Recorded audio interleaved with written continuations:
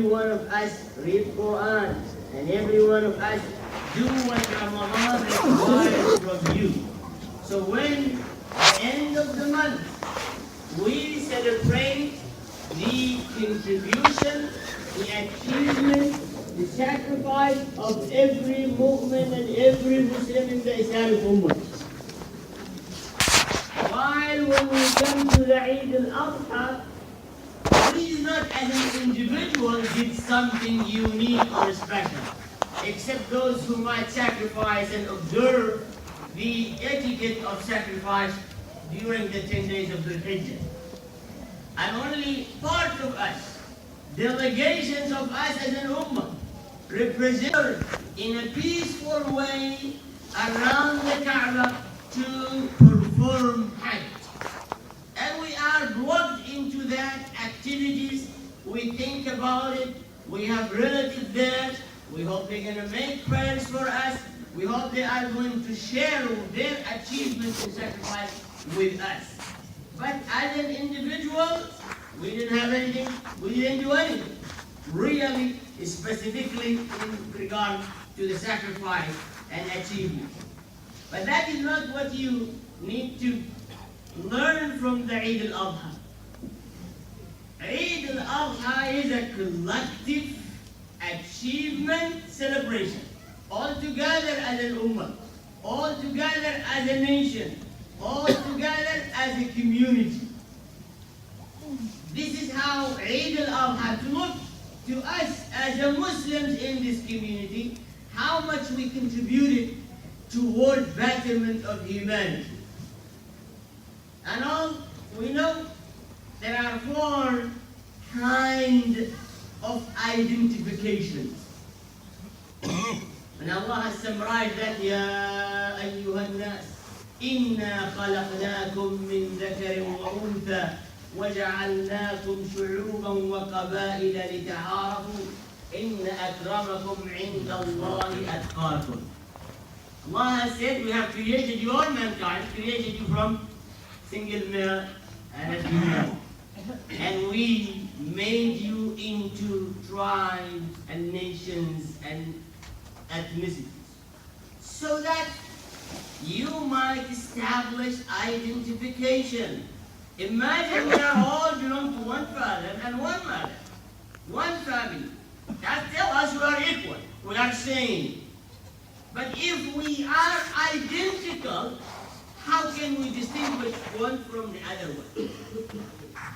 So in order to create individual identification, Allah has put in the biology some differences. And subhanallah, no two people are identical since the first of creation until today, until the end of this life. Even twins, absolutely they will never be identical. Fingerprints or vocal cord or color of the eyes.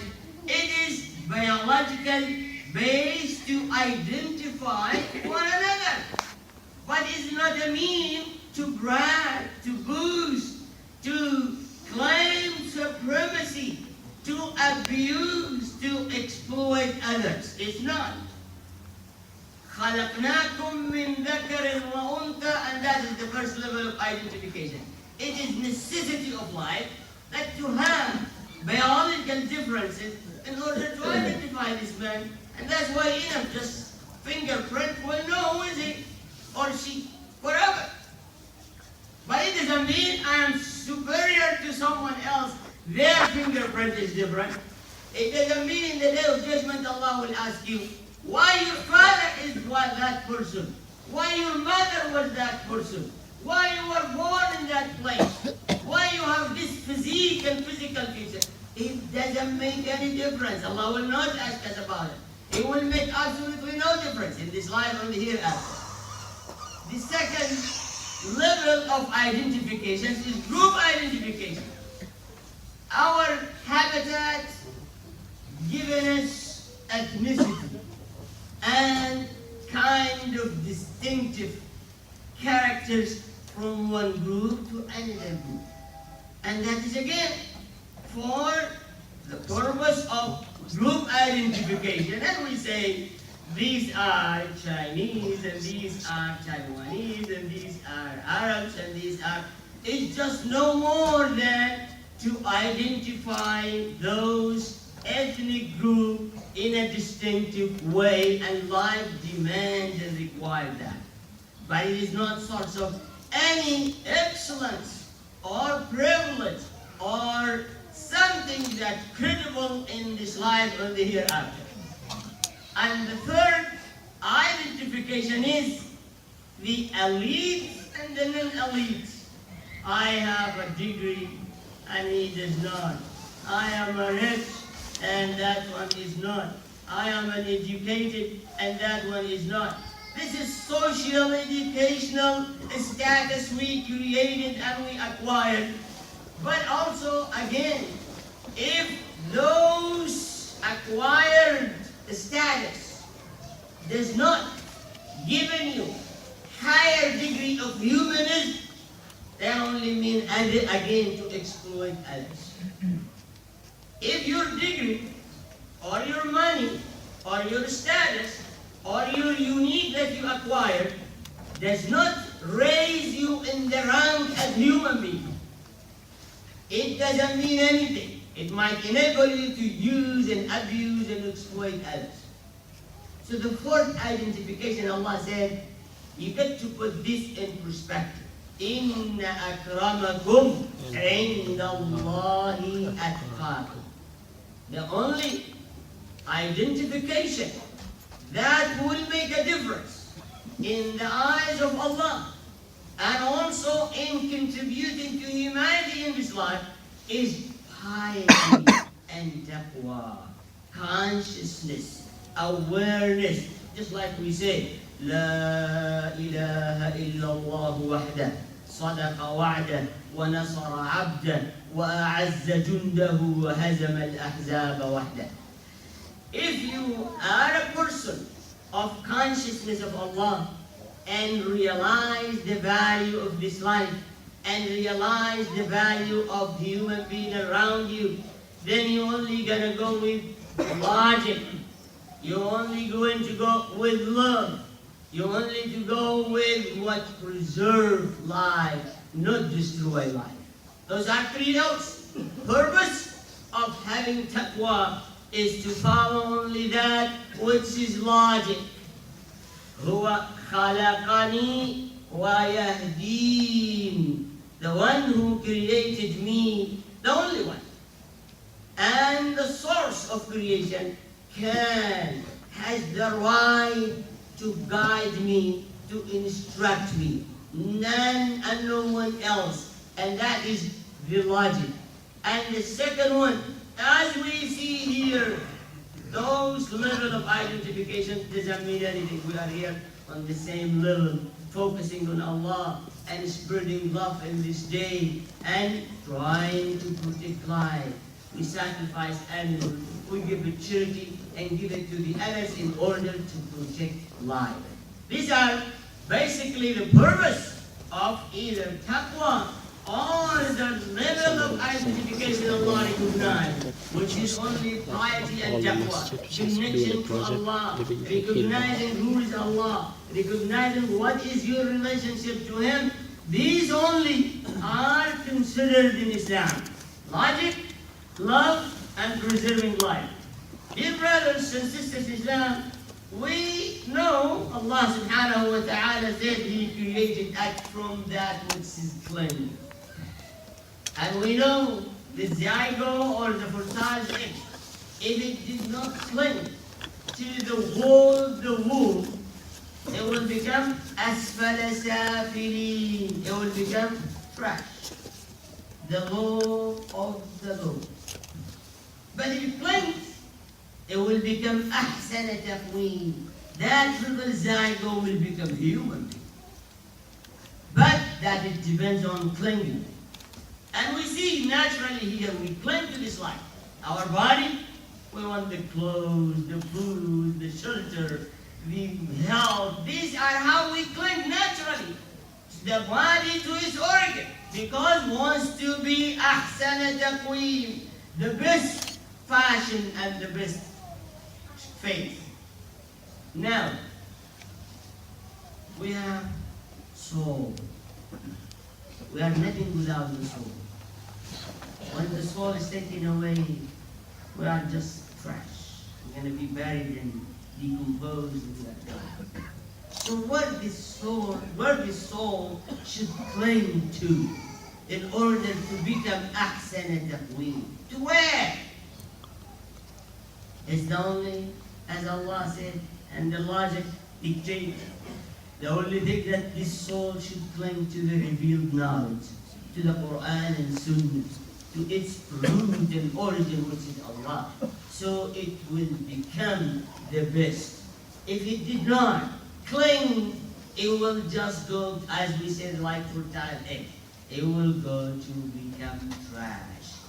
Dear brothers and sisters, that we have to realize, we are different, we are great, we are winning in this life and the hereafter, so long these two parts of us clings to their roots and origin. And we cannot have balanced life. If one is so extremely clinging to life and food and shelter and house and money and power and might and fame and all of these, and the soul has nothing to cling to, Quran is not here, and revelation is not there, is not, so how is going to survive? The soul will become deviant, corrupt, evil, source of distraction, source of exploiting, spreading injustice, destroying life, because it is not connected. And that's خلق الإنسان في أحسن تقويم ثم رددناه أسفل سافلين. Dear brothers and sisters in Islam, what I'm talking to you is just summarized in what Ibrahim alayhi salatu wasalam did in his life, and Muhammad sallallahu alayhi wasallam. We look to this center, and I think it's good, because there is masjid they can go and pray. That's all what I care about. And the other ones look at this masjid or this center, it's good, because there is a school where I can protect my kids. That's all what I care about. Anything else, I don't. Some look, it's a good center, we can come and socialize and come and have our gathering. This is what all I care about. The rest of it, I don't care.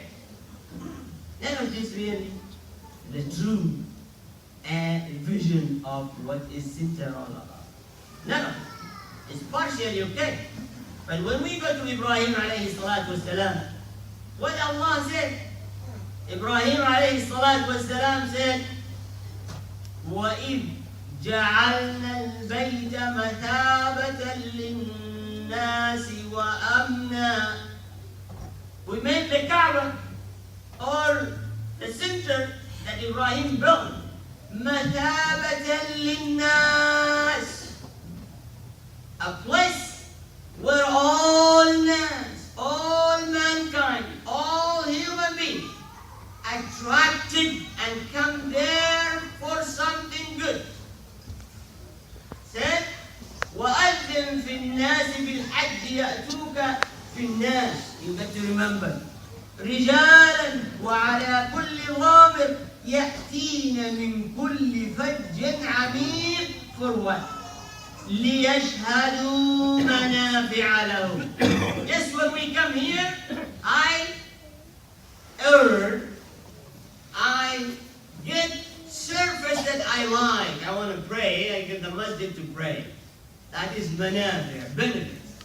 When I come to here as a Muslim, and there is a school, I get benefits where I teach my kids Islam. I come here to socialize with my brothers and sisters, that's benefit. But Allah said, this is only for yourself as a Muslim. How about the nas? How about humanity? How about the rest of human beings? What kind of benefits are they earning? Are they getting when they come to this place? This is the question Muslims in this country have to ask the question. Is this manafi'a lin-nas? Is this center source of goodness, benefit surfaces to all mankind, the believers and the unbeliever or not. لِيَشْهَدُوا مَنَافِعَ لَهُم. What were they?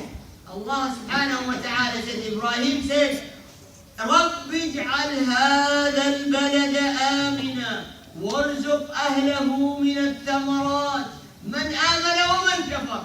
Ibrahim said, oh Allah, make this place a secure place and provide its people with provisions and way of life. So in summary, Ibrahim envisioned the role of Muslims everywhere, anywhere, including us, at this time and this place. Then this is responsibility of us as celebrating Eid-UL-Adha to make this a center where all mankind can benefit, serve, and get something beyond da'wah, beyond Iman and Islam. Not everybody interested on that. Ibrahim did not build the Kaaba for Muslims, nor establish that center only for believers. For all mankind benefited. Persian benefited from it. Roman benefited from it. Idol worshipper Arabs benefited from it. It was a shelter. It was a source of feeding. وَأَطْعِمُوا الْقَانِعَ وَالْمُعْتَرَ. Anybody comes there will find food, security, shelter, and find opportunity to prosper. Business and trade and sell and buy.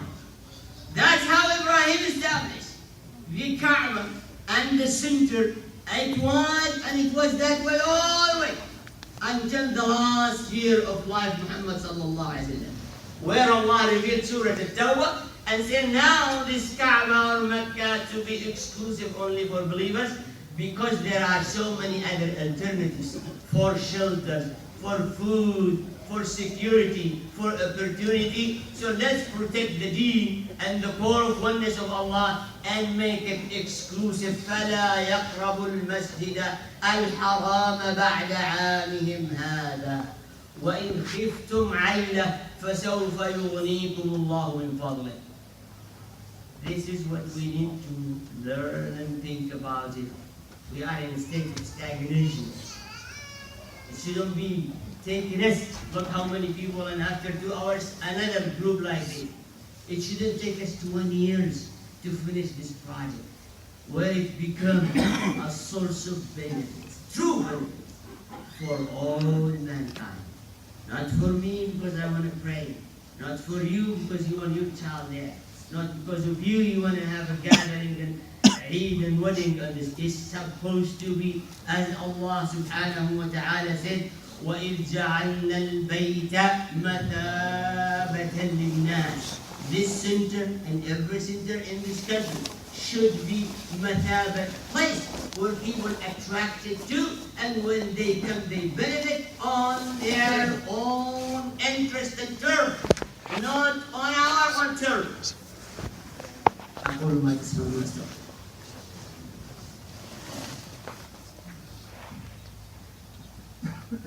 الحمد لله والصلاة والسلام على رسول الله وآله وصحبه ومن والاه. الله أكبر الله أكبر الله أكبر الله أكبر كبيرا والحمد لله كثيرا وسبحان الله بكرة وأصيلا. لا إله إلا الله وحده صدق وعده ونصر عبده وأعز جنده وهزم الأحزاب وحده. Dear brothers and sisters, from all of us, we say and we believe and we testify that history repeats itself. History repeats itself. And what happened a long time ago, it will happen. It might be in different magnitude, in different conditions, but what happened in the past, it will happen again. Well, this is exactly what Quran and Sunnah indicated, that history will repeat itself. And history of Islam will repeat itself. So whatever good happened in the past will happen again. Whatever bad happened in the past will happen again. And we need to be prepared. There were hypocrites that time. There will be hypocrites and worse. There were victories and justice and mercy. There will be. Because all expression in the Quran find it future tense. إِذَا جَاءَ نَصْرُ اللَّهِ وَالْفَتْحِ. If the help and the victory of Allah. إِذَا, as it did happen, it will happen again. And what we see today around the world, it is the preparation for that justice, mercy, awakening, consciousness, humanism is going to materialize. But in the way, there might be a lot of sacrifice. Nothing can be changed. Nothing can be achieved without sacrifice. It should not. Whatever the conditions are here, whether the enemies of Islam trying first to create a crack between groups, between those identities I mentioned to you, and then widen that cracks to become a gap, and enlarge that gap to become a gulf, and enlarge it to become unbridgeable, and devastation and disasters. We need to go back.